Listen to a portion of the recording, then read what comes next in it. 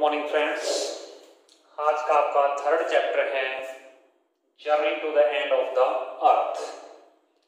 Journey to the end of the earth by Tishani Doshi. Tishani Doshi के द्वारा यह लिखा गया है।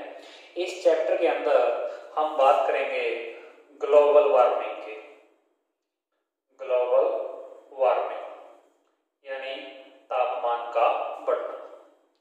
अब मेन जो आजकल के टाइम में यही प्रॉब्लम चल रही है कि भी जो तापमान है दिन प्रतिदिन और अधिक बढ़ता जा रहा है, तो उसके कारण क्या है, उन सारी चीजों को प्रदर्शित किया गया है इस चैप्टर के अंदर तिशानी दोशी के द्वारा।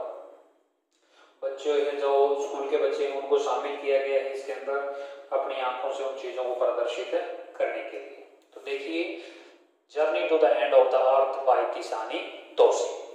In this essay, the writer describe होता है वर्णन करना, her journey to Antarctica। Antarctica की जो यात्रा है उसका वर्णन करती है इसके अंदर। ये एंटार्क्टिका क्या है? एंटार्क्टिका एक महाद्वीप है।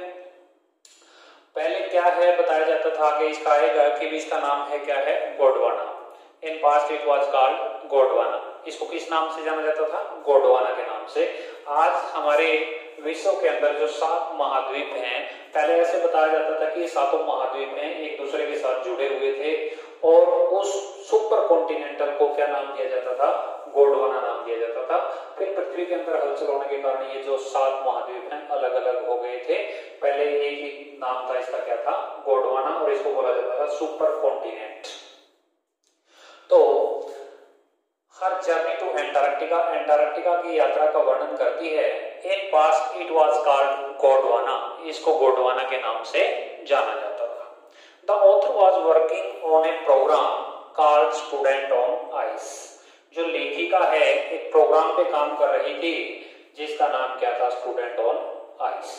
अब क्वेश्चन में शॉर्ट आंसर टाइप क्वेश्चन है जो उसमें पूछा जा सकता है, what is the meaning of student on ice? Student on ice का अर्थ क्या था? तो ये इसके अंदर इसका आएगा, दिस प्रोग्राम एम्ड होता है लक्ष्य, at studying the earth and its history. हमारी जो पृथ्वी है उसका अध्ययन करना और उसके इतिहास का अध्ययन करना ही इसका लक्ष्य था, इस प्रोग्राम का, student on ice. Antarctica is the perfect place to study the past, present and future of the Earth।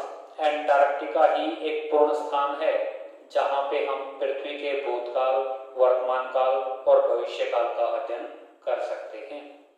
The programme was headed by Joe Freen. Headed होता है चलाना। ये जो प्रोग्राम है जो फ्रीन के द्वारा चलाया जा रहा था फॉर 6 years, 6 सालों से। ही इन्वॉल्व होता है शामिल करना, high school student to show the effect of global warming.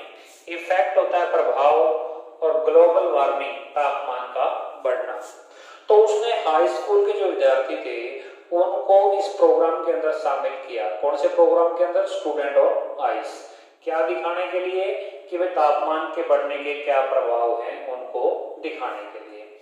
The programme was very successful. ये प्रोग्राम था जो बड़ा ही सफल रहा। The students saw the collapsing ice cells। Collapsing होता है पिघलना, आइस बर्फ और सेल्स होता है परतें। तो बच्चों ने अपनी आंखों से बर्फ की परतों को पिघलते हुए वहां पर देखा एंटार्क्टिका पे।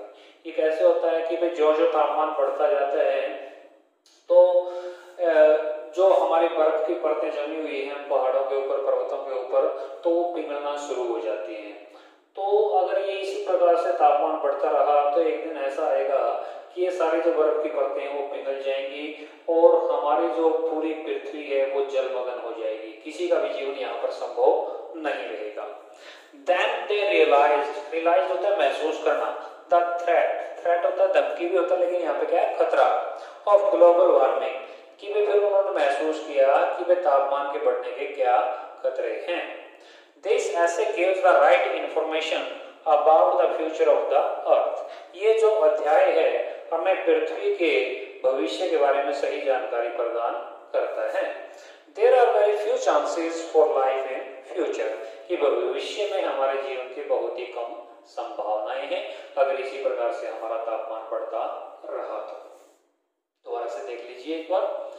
In this essay, the writer describe her journey to Antarctica. लेखिका है जो अपनी अंटार्कटिका की जो यात्रा है उसका वर्णन करती है। In past, it was called Gondwana. भूतकाल में इसको गोंडवाना के नाम से जाना जाता था। The author was working on a program called Student on Ice.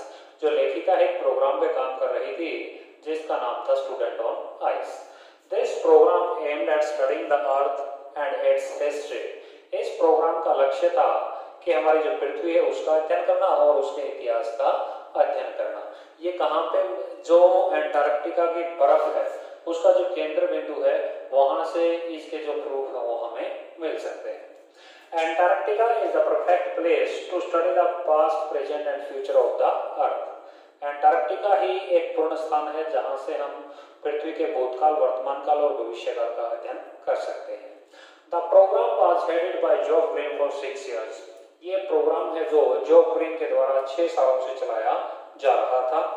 He involved high school students to show the effect of global warming।